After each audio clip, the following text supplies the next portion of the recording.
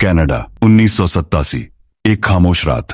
एक 23 साल का नौजवान जिसका नाम था केनेथ पार्क्स सीधा पुलिस स्टेशन में दाखिल होता है, लेकिन जो वो कहता है सुनकर हर किसी के होश उड़ जाएं। उसके कपड़ों पर खून, आंखों में उलझन और जुबान पर ये अल्फाज, I think I have just killed 2 people.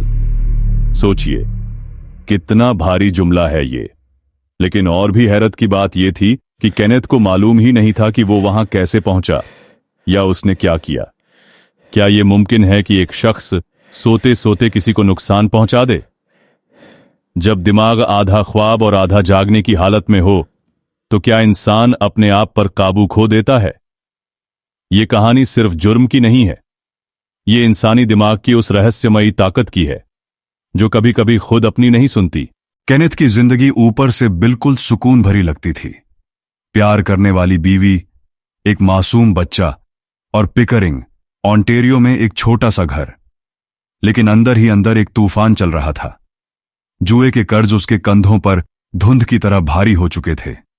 उसने ऐसे पैसे उठाए थे जो उसके नहीं थे, और अब राज खुलने का डर उसके सीने में धधक रहा था।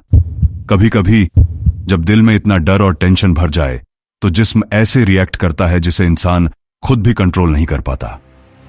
क्या इतना स्ट्रेस उस बारीक लाइन को तोड़ सकता है जो नींद और जागने को अलग करती है? अब यहीं से कहानी अंधेरी और अजीब मोड़ लेती है। एक खामोश रात, केनेथ अपने बिस्तर से उठ खड़ा हुआ, अभी भी नींद में, बिना जाने समझे, और कई मील दूर अपने सास ससुर के घर गाड़ी चलाकर पहुंच गया। एक चाबी जो उस पर भरोसे से दी गई थी, उसी से उसने दरवाजा खोला। बिल्कुल एक मेहमान की तरह अंदर चला गया। लेकिन उसके बाद जो हुआ वो एक खौफनाक ख्वाब था। उसने अपनी सास पर एक भारी टायर आयरन से वार किया और वो जिंदा न बच सकी। फिर उसके ससुर ने मुकाबला किया, बड़ी मुश्किल से अपनी जान बचाकर निकले। सोचो, एक इंसान का जिस्म ऐसे खूनी काम कैसे कर सकता है जब दिमाग गहरी नींद में सो रहा हो? और कौन कह सकता है कहां खत्म होता है इंसान और कहां शुरू होता है नींद में चलने वाला? उस खौफनाक हमले के बाद केनेथ ने खुद को भी जख्मी कर लिया। लेकिन वो घर नहीं भागा, बल्कि भारी कदमों से, उलझन से भरे दिल के साथ सीधे पुलिस स्टेशन जा पहुंचा। वहां कांपती हुई आवाज में उसने कहा, I think I have just killed 2 people. सोचो, पुलिस अफसरों का सदमा, उनका डर। उन्होंने ऐसा मामला पहले कभी नहीं देखा था। क्या ये एक ठंडे खून से किया गया जुर्म था या कुछ और ही रहस्यमयी बात? और सबसे बड़ा सवाल, क्या उसने यह कत्ल बेहोशी में किया या फिर वो वाकई नींद में चलते हुए यह कत्ल कर गया? हाँ, उस रात से पहले ही केनेथ की दुनिया बिखर रही थी। कर्ज, चोरी किया हुआ पैसा और वो राज जिसे वो कभी उजागर नहीं करना चाहता था, सब उस पर ऐसे बोझ थे जैसे किसी खामोश तूफान के पत्थर। ऐसा दबाव किसी भी इंसान को किनारे तक पहुंचा देता है, और जब दिमाग थक जाता है, कभी कभी शरीर अपने आप चलने लगता है।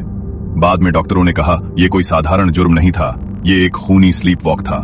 एक ऐसा हादसा जब तनाव और थकान ने उसके दिमाग के अंधेरे हिस्सों पर कब्जा कर लिया। ट्रायल में केनेथ ने दावा किया कि वो उस रात वाकई सोया हुआ था। गवाहों ने समझाया कि ये एक मेडिकल कंडीशन है जिसे सोमनैम्बुलिज्म कहते हैं। ऐसी हालत जिसमें आदमी गहरी नींद में ऐसे काम कर जाता है जो बाद में उसे याद तक नहीं रहते। अब सोचिए, अगर ये सच है तो क्या कानून उसके इस आलम बेहोशी की वजह से उस पर से कत्ल का इल्जाम उतार देगा? कोर्ट के सामने एक बहुत बड़ा सवाल था, क्या स्लीप वॉकिंग को एक मानसिक बीमारी माना जाए या फिर उसे एक ऐसी हालत समझा जाए जो इंसानी जुर्म से बिल्कुल अलग है। 1991 में कनाडा की सुप्रीम कोर्ट ने एक बड़ा फैसला सुनाया। उन्होंने कहा स्लीप वॉकिंग को नॉन इंसेन ऑटोमेटिज्म माना जा सकता है, यानी केनेथ के पास जुर्म का इरादा ही नहीं था और इसलिए उसे सजा नहीं दी गई।